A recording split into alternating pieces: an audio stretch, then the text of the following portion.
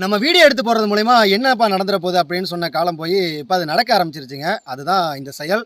நான் சொல்கிறத விட இந்த தம்பி சொல்கிறதையே நீங்கள் கேளுங்க.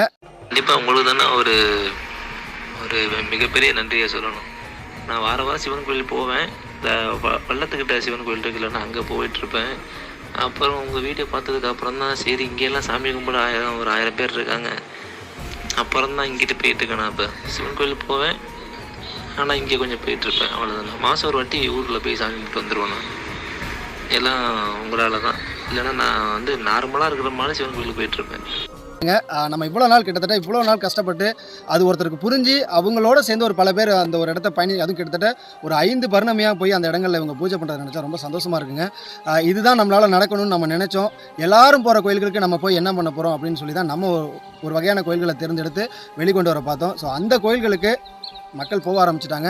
எவ்வளோ காணொலி நம்ம போட்டிருப்போம். அதுவும் இந்த தம்பி